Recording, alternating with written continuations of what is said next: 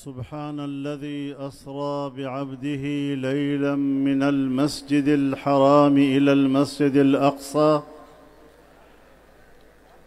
والحمد لله الذي هدانا لهذا وما كنا لنهتدي لولا أن هدانا الله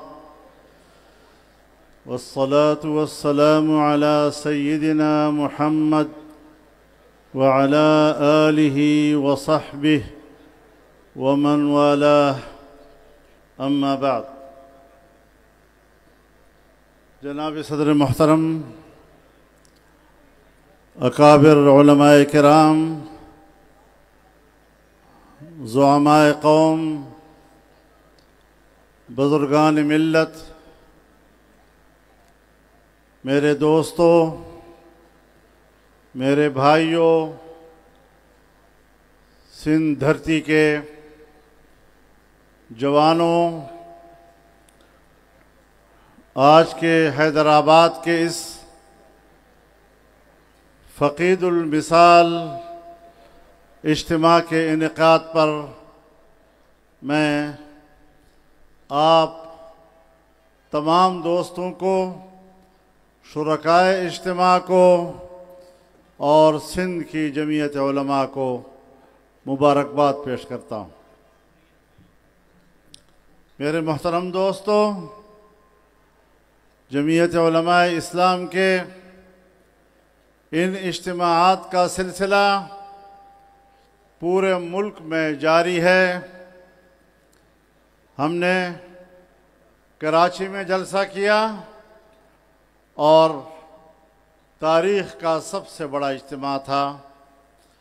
ہم نے لاہور میں تاریخی اجتماع منعقد کیا، پشاور میں جلسہ کیا، کراچی میں ملین مارچ، کوئٹہ میں ملین مارچ کیا، اور آج حیدرآباد میں تا حد نظر انسانوں کا یہ کہکشاں نظر آ رہا ہے۔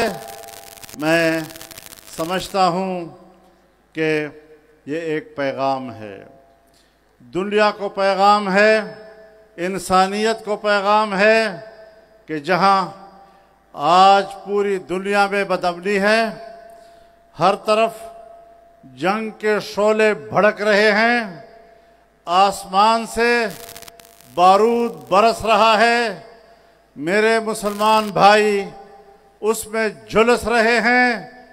اس دوران جمعیت علماء اسلام امن کے ساتھ کھڑی ہے، جمعیت علماء اسلام حق کے ساتھ کھڑی ہے، جمعیت علماء اسلام اسلام کے لیے، دین اسلام کے لیے اور اس وطن عزیز کو ایک حقیقی معنوں میں فلاحی ریاست بنانے کے لیے میدان عمل میں ہے، اور ہمارا پلڑا واضح ہے کہ ہم جنگ کے حامی نہیں ہیں، ہم امن کے داعی۔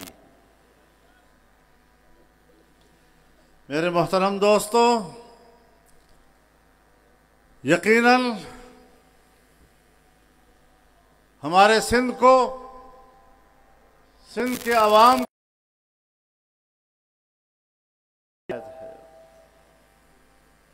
اور یقیناً بدامنی سب سے بڑا مسئلہ ہے۔ اگر امن نہیں ہے تو معیشت نہیں ہے، اگر امن نہیں ہے تو کاروبار نہیں ہے، اگر امن نہیں ہے تو تعلیم نہیں ہے، اگر امن نہیں ہے اور سب کچھ ہے تو اس امن میں ہے، اور قیام امن کے لیے جمعیت کا ایک ایک کارکن آج میدان عمل میں ہے۔ میرے محترم دوستو، ہم نے سندھ میں بھی امن قائم کرنا ہے، سندھ کے بااثر شخصیات کو بلا کر ان سے رہنمائی لینی ہے۔ ہم نے عوام کی رائے پہلے بھی دکھائی، آج بھی ہم عوام کی رائے دکھا رہے ہیں اور انشاءاللہ 17 جولائی کو بھی کراچی میں عوام کی رائے حکمرانوں کے سامنے ہوگی کہ ہم اس ملک میں امن چاہتے ہیں۔ میرے محترم دوستو، جو لوگ اپنے آپ کو حکمران سمجھتے ہیں، یہ حکمران نہیں ہیں۔ دھاندلیوں سے کوئی حکمران نہیں بنتا، ورنہ میں کراچی کے حکمرانوں سے لے کر اسلام آباد کے حکمرانوں تک چیلنج کرتا ہوں، پاکستان کے کسی شہر میں عوام کا اتنا بڑا اجتماع منعقد کر سکے جو جمعیت علماء اسلام منعقد کرتی ہے۔ یہ علماء کی جماعت عوام کی تائید کے ساتھ چلتی ہے۔ مولوی بظاہر تو مصلی پر اکیلا نظر آتا ہے، لیکن ایک بہت بڑی جماعت اس کے پیچھے اللہ کی عبادت میں مصروف ہوتی ہے۔ تو یہ علماء کی جماعت اس ملک کے اندر اللہ کے دین کے لیے امامت کا کردار ادا کر رہی ہے، اور پاکستان کے عوام اس امامت کو طاقت بخش رہے ہیں، اور انشاءاللہ یہ طاقت عوام کی غالب آئے گی۔ میرے محترم دوستو، ابھی چند دن پہلے ہندوستان نے پاکستان کے خلاف جارحیت کا ارتکاب کیا۔ جمعیت علماء اسلام سب سے پہلے میدان میں آئی۔ ہم جانتے ہیں، پبلک جانتی ہے، دنیا جانتی ہے کہ اسٹیبلشمنٹ کے خلاف جمعیت علماء اسلام کی آواز کوئی چھپی ہوئی بات نہیں رہی ہے۔ ہم نے اسٹیبلشمنٹ کے دھاندلیوں کے عمل کو مسترد کیا ہے۔ ہم نے سیاست میں اسٹیبلشمنٹ کے کردار کو مسترد کیا ہے، اور یہ ہمارا سیاسی موقف ہے۔ سیاسی جماعت موقف سے نہیں ہٹا کرتی۔ اسٹیبلشمنٹ ایک قوت ضرور ہے، لیکن وہ بالادست قوت نہیں ہوتی، وہ ماتحت قوت ہوا کرتی ہے۔ اگر پاکستان میں حق حکمرانی عوام کے ہاتھ میں ہے تو پھر عوام کے فیصلوں کو تبدیل نہیں کیا جا سکتا، اور جو عوام کے فیصلے کو تبدیل کرتا ہے وہ پاکستان کا سب سے بڑا مجرم ہے۔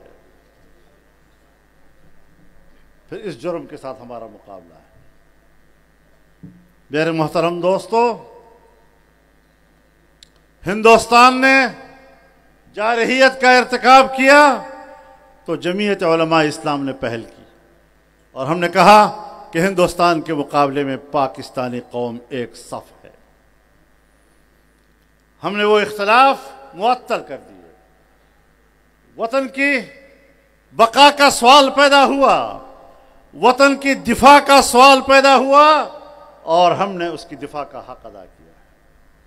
ہم نے اپنی فوج کو حوصلہ دیا ہے، اور ہماری فوج کو اگر اس جنگ میں کامیابی ملی تو یہی تو ہمارا مطلوب ہے، یہی تو ہمارا مقصود ہے کہ تم دفاع میں کارنامے دکھاؤ، سیاست میں کارنامے نہ دکھایا کرو۔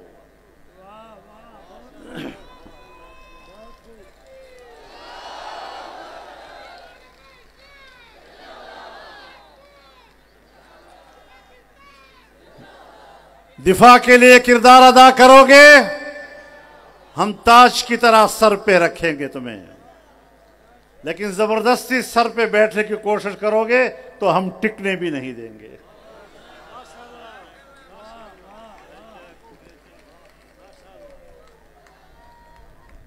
اور اللہ تعالیٰ نے پاکستان کو عزت بخشی، ہماری دفاعی قیادت کو اللہ نے عزت بخشی، اور اس پر ان کو اللہ کا شکر گزار ہونا چاہیے۔ کسی فخر اور تکبر کی طرف نہیں دیکھنا چاہیے۔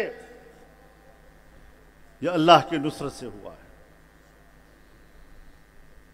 آج اسرائیل جو صرف عرب دنیا میں نہیں بلکہ اسلامی دنیا کے اندر ایک ناسور کی حیثیت رکھتا ہے، اور برطانوی سامراج نے اسرائیل کا خنجر جو عربوں کی پیٹھ میں گھونپا، آج بھی اس سے خون رس رہا ہے، لیکن انشاءاللہ اسرائیل کو اپنا خون چاٹنا پڑے گا اور وہ اسلامی دنیا پر دسترس حاصل نہیں کر سکے گا۔ میرے محترم دوستو، جب سے اسرائیل قائم ہوا 1948 میں، اس وقت سے اس کی پالیسیاں جارحانہ ہیں۔ جب اسرائیل بنا تو اسرائیل کے پہلے صدر نے اپنی خارجہ پالیسی کے اصولوں کا اعلان کرتے ہوئے پاکستان کی طرف اشارہ کیا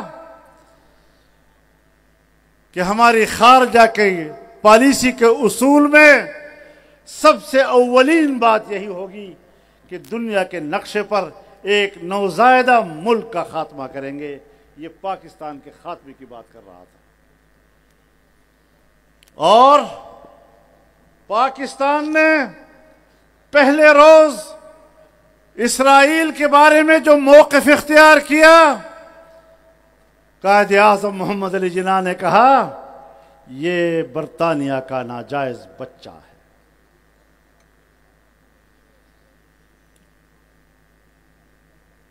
اس نے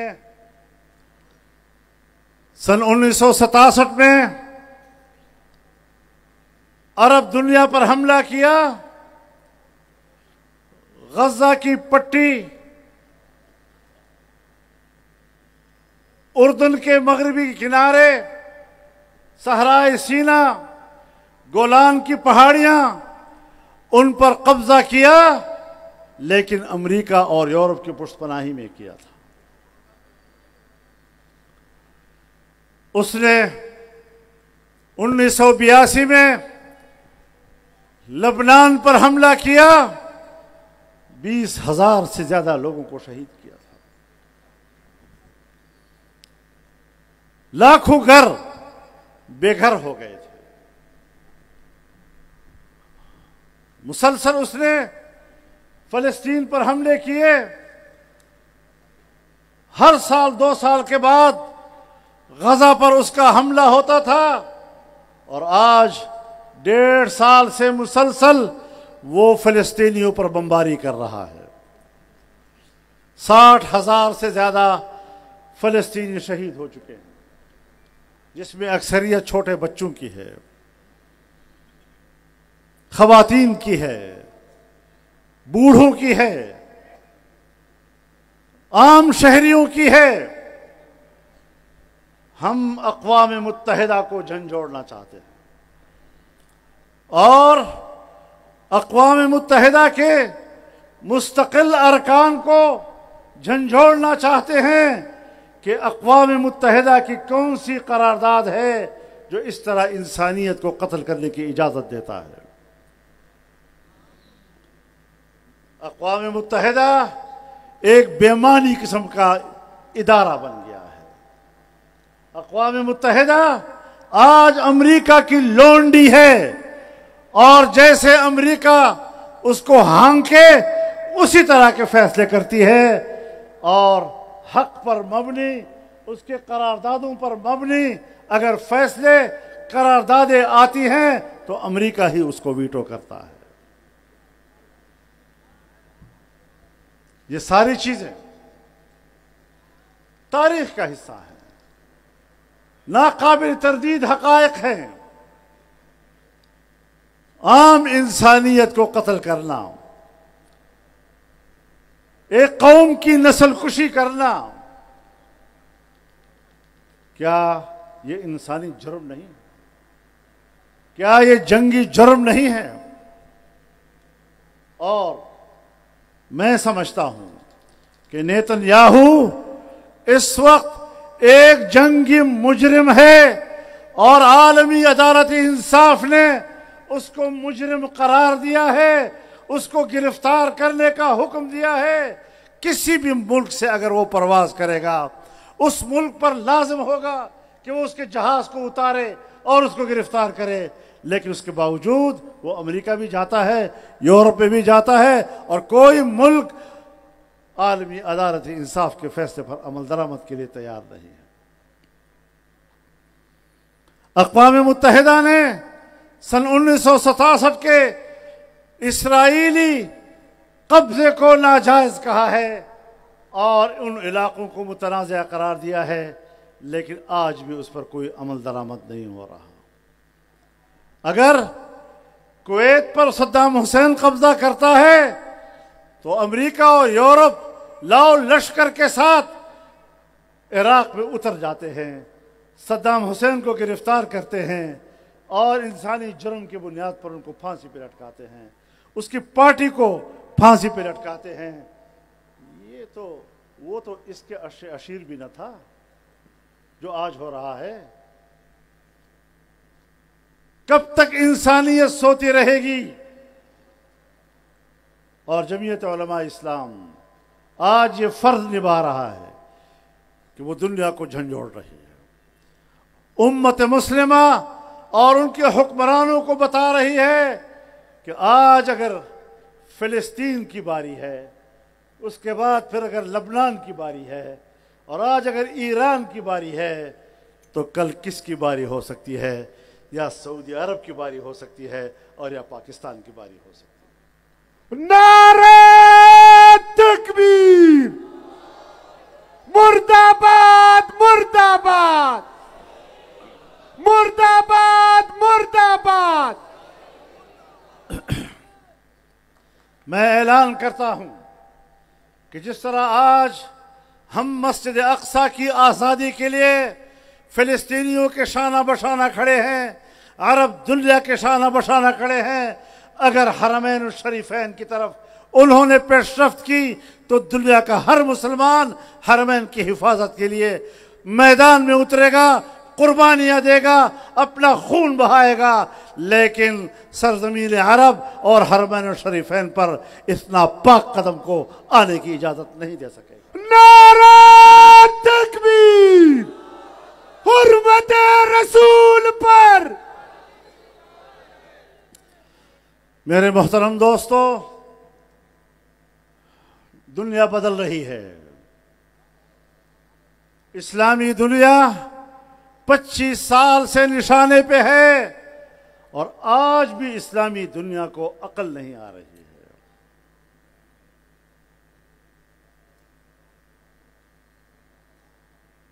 آج بھی اسلامی دنیا یہ نہیں سوچ رہی کہ اس امت کے مستقبل کے لیے ہم نے کیا کرنا ہے۔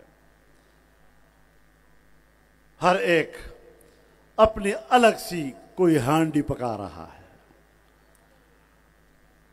اور اس امید میں کہ میں اس ہانڈی کا گوشت کھاؤں گا، لیکن جب گوشت کھانے کا مرحلہ آئے گا تو نہ آپ ہوں گے نہ آپ کی ہانڈی ہوگی۔ کچھ احساس کرو، کچھ سوچو ذرا۔ ایران اسلامی برادری کا حصہ ہے، اور ایران پر اسرائیل کے جارحانہ حملے کی ہم صرف مذمت نہیں کر رہے، ہم ایران کے ساتھ شانہ بشانہ کھڑے ہونے کا اعلان کر رہے ہیں۔ نعرہ تکبیر! مرد آباد مرد آباد! اسرائیل کا جو یار ہے۔ میرے محترم دوستو، آج اس ملک میں عوام کی حکومت نہیں ہے۔ حکمران بزام خیش خود کو حکمران سمجھ رہے ہیں، لیکن خدا ان حکمرانوں کی حالت کسی گھر کے نوکر کی طرح بھی نہ کر دے. ان حکمرانوں سے کسی خیر کی توقع نہیں ہے. اگر امن برپا کرنا ہے تو اس ملک پر جمعیت علماء کی حکمرانی کی ضرورت ہوگی. اگر ملک کی معیشت کو بہتر کرنا ہے تو جمعیت علماء کی حکمرانی کی ضرورت ہوگی. اگر کرپشن کا خاتمہ کرنا ہے تو جمعیت علماء کے بغیر ممکن نہیں ہے. سندھ کی حکومت یا بیچی گئی ہے یا خریدی گئی ہے. بلوچستان کی حکومت یا بیچی گئی ہے یا خریدی گئی ہے. خیبر پختونخوا کی حکومت یا بیچی گئی ہے یا خریدی گئی ہے. اور پنجاب کا تو اللہ ہی مالک. میں فوج سے بھی کہنا چاہتا ہوں, اپنی عسکری قیادت سے کہنا چاہتا ہوں, اور ان کی خیر خواہی میں کہنا چاہتا ہوں کہ آج پاکستان کی کوئی بااثر سیاسی شخصیت ان کے پشت پر نہیں نظر آ رہی. اور اگر پاکستان کی بااثر سیاسی شخصیات کسی فوج کے پشت پر نہ ہو, وہ فوج جنگ بھی نہیں لڑ سکتی. اگر ہماری فوج نے جنگ لڑنی ہے تو جس طرح جمعیت علماء نے کہا آؤ آج ہم ایک صف ہیں, اور اس ایک صف نے کسی ایک طرف سے بھی فوج کے خلاف آواز بلند نہیں ہونے دی. اس نے یکجہتی کا مظاہرہ کیا, قومی یکجہتی کا مظاہرہ کیا. لیکن آج اگر خیبر پختونخوا کی طرف جائیں تو وہاں امن و امان نام کی کوئی چیز نہیں, اور امن و امان تو دور کی بات, کوئی حکومت ہی نظر نہیں آ رہی. مسلح لوگ عام شہراؤں پر گرجتے برستے نظر آ رہے ہیں, اور بلوچستان میں بھی حکومت کی کوئی ریٹ نہیں. ان حالات سے ملک کو کیسے نکالنا ہے؟ جب تک لوگ حکمران پہ اعتماد نہیں کریں گے, جب تک ایک قابل اعتماد حکومت ملک میں نہیں ہوگی, کبھی آپ اعتماد کی فضا نہیں پیدا کر سکتے, کبھی آپ ایک پرامن ماحول نہیں پیدا کر سکتے, اور پھر کبھی آپ صحیح بجٹ بھی نہیں دے سکتے. ہم نے بھی ایک بار پھر بجٹ پاس کر لیا, اور کس کا بجٹ ہے؟ وہ ایک لطیفہ کسی نے سنایا, اس دن لطیفہ سنایا کہ زرداری صاحب ناراض ہو گئے اور شہباز شریف صاحب سے کہا کہ میں ناراض ہوں, آپ نے بجٹ تیار کیا اور ہمیں پوچھا تک نہیں. بیٹھے آپس میں, بھائی جان آپ کیوں ناراض ہیں؟ جی آپ عجیب لوگ ہیں, ہم آپ کے ساتھ حکومت میں شامل ہیں اور آپ بجٹ بنا رہے ہیں اور ہمیں پوچھتے تک نہیں ہو. تو شہباز شریف صاحب نے کہا کہ مجھے کس نے پوچھا ہے؟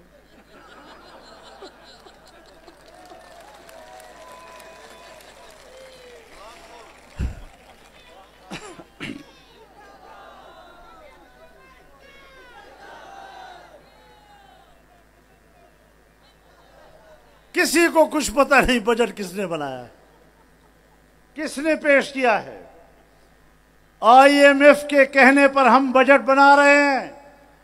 بناتے بناتے آج پاکستان کی 50% آبادی وہ خط غربت سے نیچے چلی گئی ہے.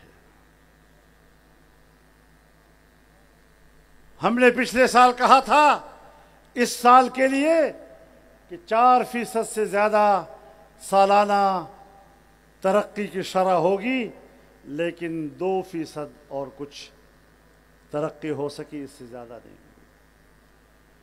آج بھی جو الفاظ کا گورکھ دھندا قوم کو دھوکہ دینے کے لیے پیش کیا گیا ہے، میں اس بجٹ میں عوام کے لیے کچھ نہیں دیکھ رہا ہوں۔ آؤ ملک کی معیشت کو ٹھیک کریں،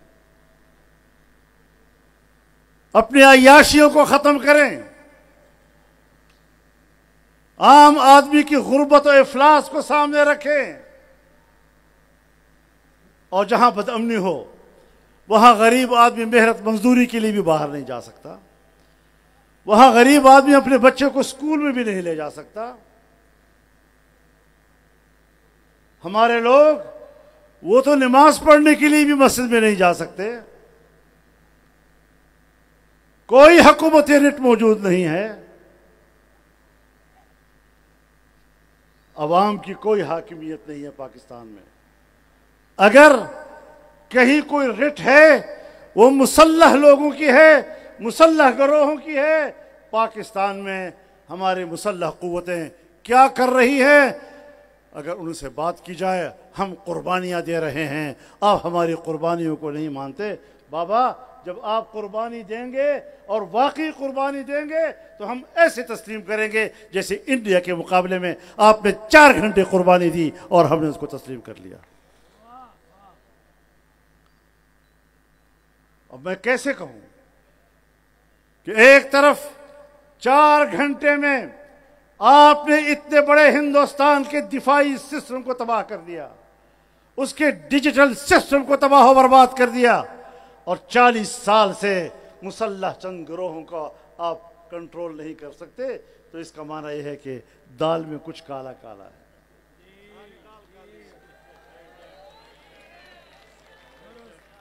ہمارے ساتھی کہہ رہے ہیں ساری دال کالی لگتی ہے۔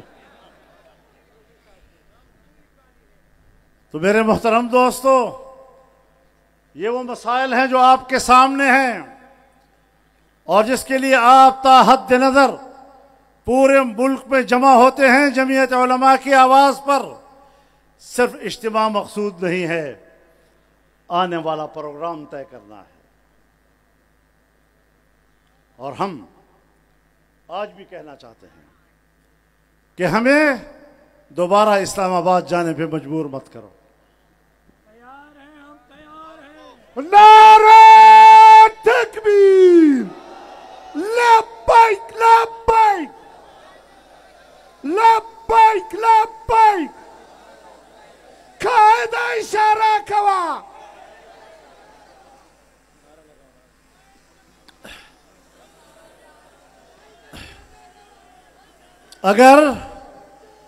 اگر تم عوام کے ووٹ میں چوری کرتے ہو، اگر تم عوام کے فیصلوں کو تبدیل کرتے ہو، اقلیت کو اکثریت میں تبدیل کرتے ہو، اکثریت کو اقلیت میں تبدیل کرتے ہو، اور عوام کو اس بات کا ادراک ہے کہ یہ الیکشن ہماری رائے کے مطابق نہیں، تو اگر فوج کو مارشل لا لگا کر اقتدار پر قبضہ کرنے کا حق حاصل ہے، تو عوام کو بھی اسلام آباد پر قبضہ کرنے کا حق حاصل ہے۔ نعرہ تکبیر، تیرا ایک اشارہ، تیرا ایک اشارہ۔ میرے محترم دوستو، اپنے اندر بیداری پیدا کرنی ہے، صرف جلسے نہیں کرنے، صرف اجتماع کی نمائش نہیں کرنی۔ ہم عملی میدان کے لوگ ہیں، اور ہم نے عملی میدان میں اترنا ہے اور دنیا کو بتانا ہے کہ ایک صاف، شفاف اور عوام کی حکمرانی کس کو کہتے ہیں۔ اللہ کے دیے ہوئے نظام کے مطابق عوام کی حقوق کا تحفظ، یہ جمعیت علماء کی بنیادی مقاصد ہے۔